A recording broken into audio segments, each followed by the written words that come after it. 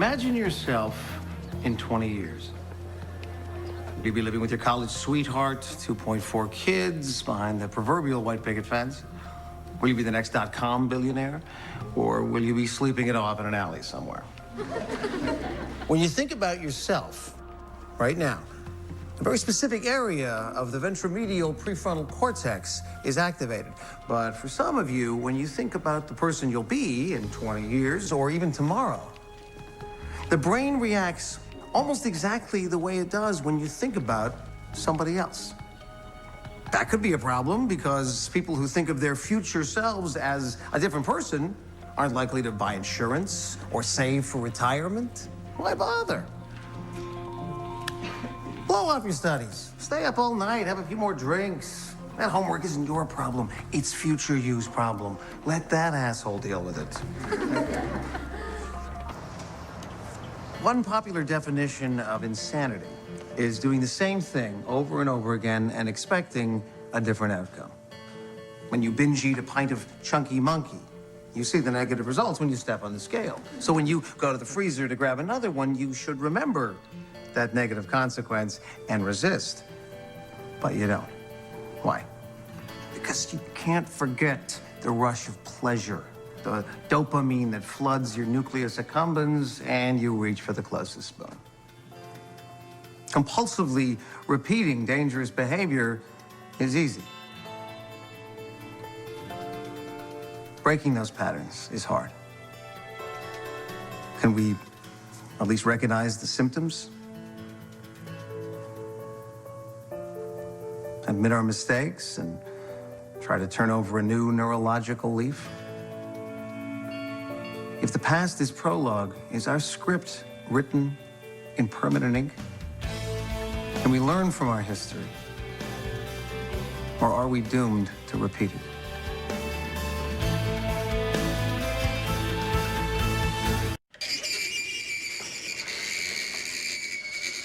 That's enough, Mr. Lewicki. Thank you. Now, why do nails on a chalkboard sound so horrible? It's just a sound wave, like any other. Vibrations of air tickling our eardrums turned into electric impulses in the cochlea and processed by the superior temporal gyrus. The study of how our brains interpret sound is called neuroacoustics.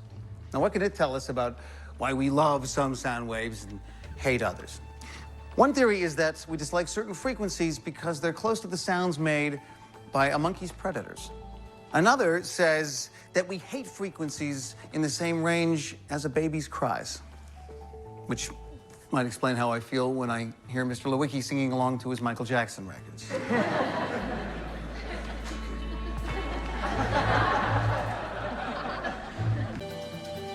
Science tells us that noise is unhealthy.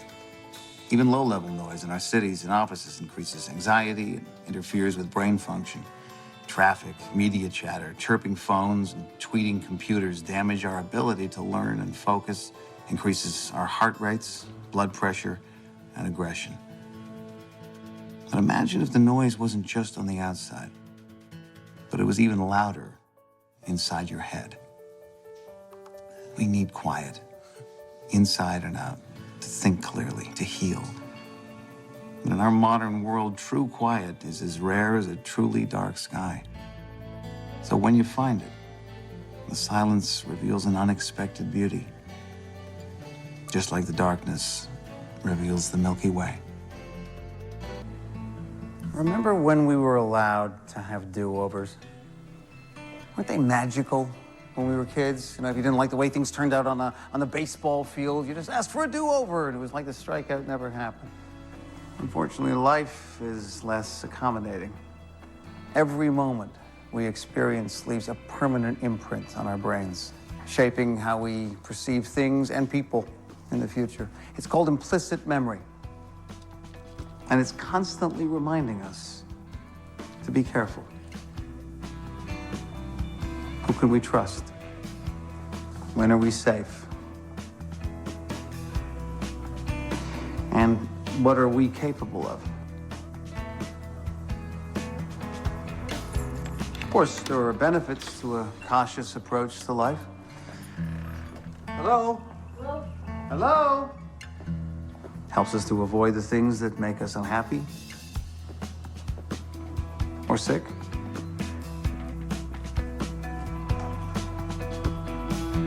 Or put us in danger. But there's one danger that our implicit memory can't help us with. And that's the danger that our biases will prevent us from seeing things as they really are.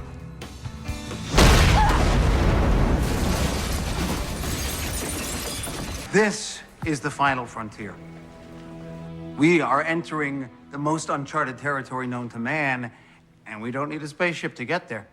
There are over 200 billion stars in the Milky Way, but there are over 200 trillion neural connections in our brains. This provides us not only with a great opportunity, but also with an opportunity to be great. Because we get to explore the brain, etch our names into the annals of history alongside people like Cortez and Neil Armstrong. You, what's your name? You usually call me Cheech, and sometimes Chong. My name's Tyler. Tyler, aren't you excited that you get to discover how the medulla oblongata regulates autonomic bodily functions? Or how the prefrontal... Doc.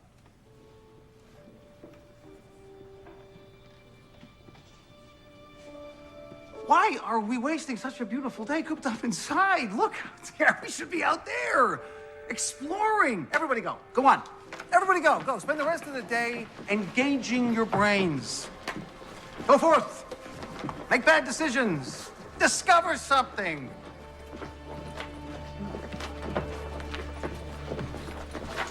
Forgive me if I'm a little slower than usual today. Still getting my sea legs back. Just been through a not so great experience. So, is my glass half empty? Or is it half full? When you look ahead in your life, are you someone that expects things to work out for the best? Or do you assume the worst? When we envision the future, our rostral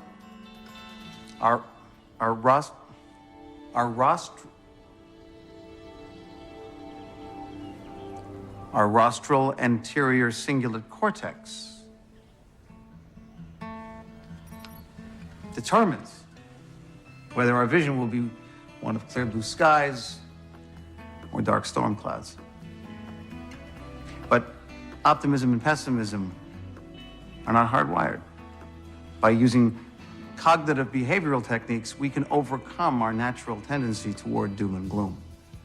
So what do we want to do? Want to dwell on the mistakes of the past? Pick at the scabs of every wound? Or can we make a fresh start?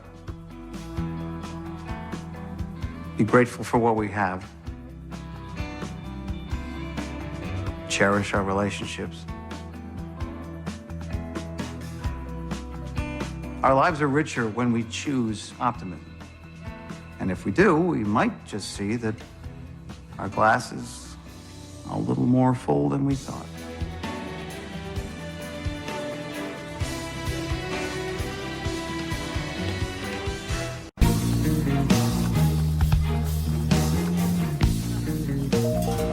Sigmund Freud may have been a cigar-chomping sexist pig with mommy issues.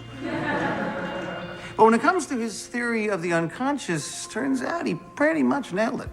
The tools of modern neuroscience, functional brain imaging, and EEG support Freud's claim that consciousness is just the tip of the iceberg. Here's an iceberg. According to Herr Dr. Freud, the mind is divided into three levels. The conscious. The preconscious, submerged just below the surface, representing our memories, and the unconscious, where the id resides. You heard me. The id. Part of our personality that's primitive and instinctive. It wants what it wants, and it wants it right now. If the id were left unchecked, We might find ourselves grabbing things out of people's hands or acting out our kinkiest sexual fantasies in public. So, how do we stop our ids from ruining our lives? Each of us thinks that we're at the center of our own little universe. But the conscious mind is like a planet on the edge of a distant galaxy, far away from where all the cool stuff is happening. Just as stars are pulled by the gravity of objects yet to be discovered, so are we influenced by unconscious feelings and desires that drift just beyond our ability to perceive them. Now, occasionally, in our dreams, we act on these impulses, which is probably safer than doing it in the real world. But when powerful desires do enter our orbit, it'd be tough to ignore them. Question is, should we always force these primal urges back into the darkness from whence they came? Or is it sometimes okay to be bad?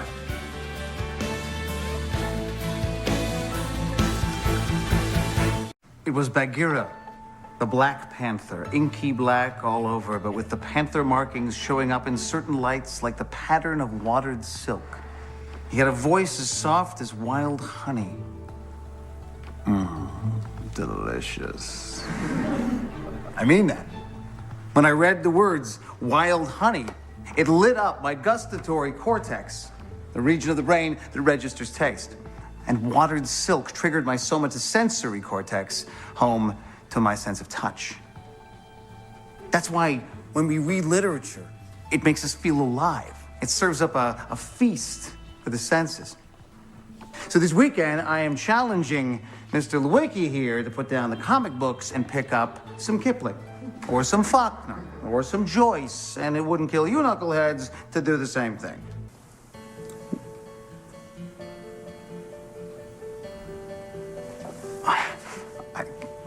The poets tell us to listen to our heart. What a load of crap. Seriously, have you ever listened to one through a stethoscope? It's just valves opening and closing and opening and closing. It sounds like a sump pump. It may feel like our emotions are down here, but they're really up here, knocking around our limbic systems. When we face the hard decisions, we often have to choose between the emotional response and the rational one. And more often than not, it seems emotion wins the day. Some of us act out of greed. Others are motivated by rage or revenge. So if our feelings are that destructive, maybe it's better if we hide them, tamp them down, keep them from boiling over. Maybe. But can we really deny our emotions forever?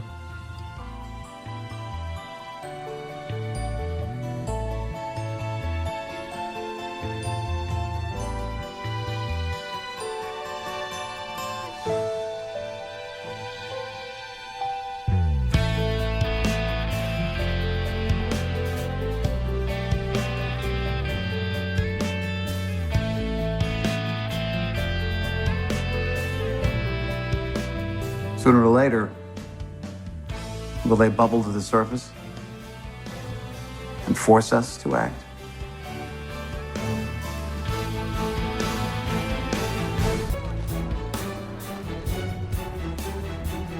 What is normal behavior?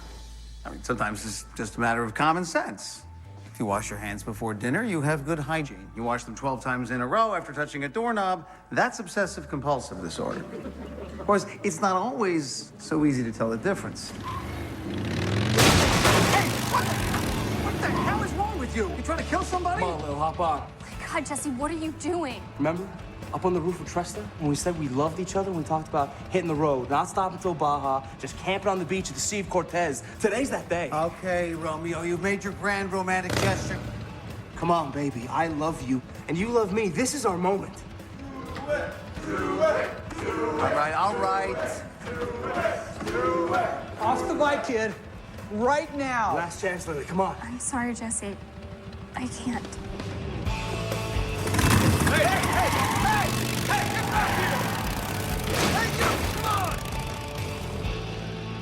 That is not normal behavior.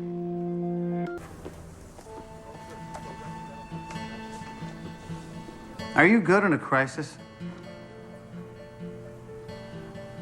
Would you rush into the middle of the street to push someone out of the path of a moving car? Or would you duck out of the way and save your own skin?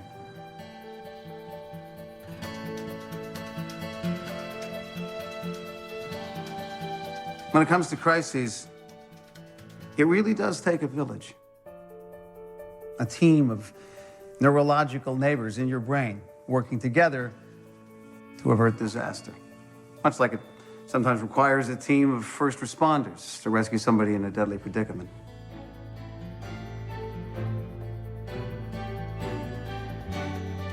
But what if all the parts of your brain fail to work together in that crucial instant?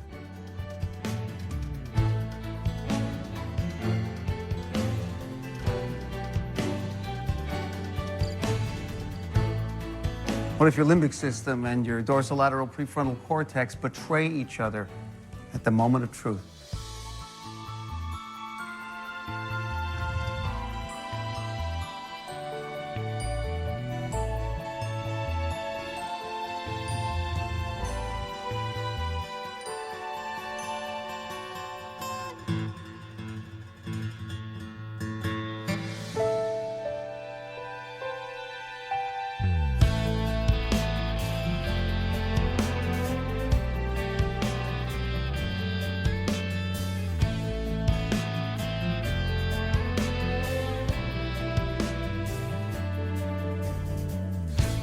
Would you suffer a breakdown in the face of what scares you most?